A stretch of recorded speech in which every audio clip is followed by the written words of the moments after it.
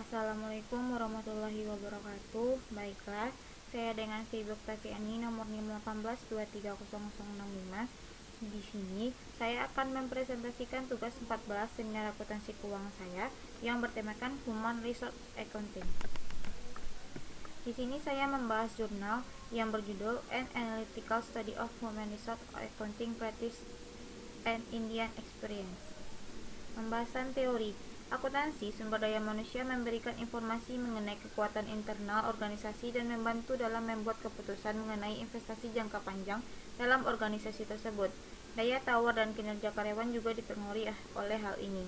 Tidak ada ruang untuk menampilkan informasi signifikan tentang sumber daya manusia dalam laporan keuangan, kecuali remunerasi yang dibayarkan kepada mereka dan jumlah karyawan yang mendapatkan kompensasi melebihi jumlah tertentu per tahun. Namun, tidak ada larangan bagi perusahaan untuk melampirkan informasi tentang nilai STM dan hasil kinerja mereka selama periode akuntansi dalam catatan atau jadwal. Kasus yang dibahas.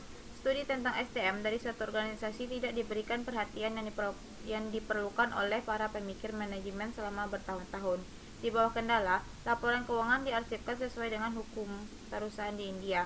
Banyak pekerjaan telah dilakukan di bidang ini. Sangat disayangkan bahwa tidak ada pola yang diterapkan atau diterima secara umum, baik untuk penilaian sumber daya manusia atau untuk pencatatannya dalam pembukuan atau untuk pengungkapan informasi melalui pernyataan yang berbeda.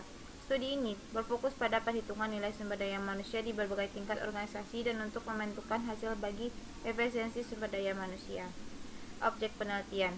Studi keseluruhan terbatas pada 15 perusahaan yang ada di India. Data dikumpulkan tetap adalah jumlah karyawan yang bekerja di organisasi ini. Tidak ada informasi tentang karyawan sebelumnya.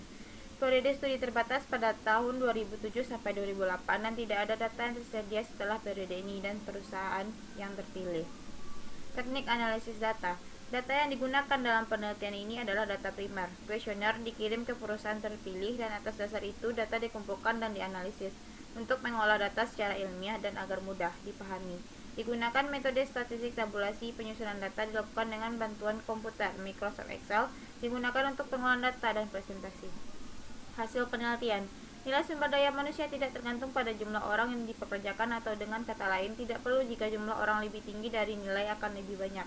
Alasan untuk nilai yang lebih tinggi mungkin karena jumlah yang dibayarkan kepada karyawan. Perusahaan manufaktur membayar jumlah yang lebih sedikit kepada karyawan mereka sehingga nilai sumber daya manusia mereka kurang meskipun mereka mempekerjakan sejumlah besar tenaga kerja. Nilai perusahaan IT lebih tinggi karena gaji di tingkat yang lebih tinggi dan tingkat menengah lebih tinggi dibandingkan dengan tingkat yang lebih rendah. Sekian dari saya, terima kasih. Kurang dan salah mohon maaf. Wassalamualaikum warahmatullahi wabarakatuh.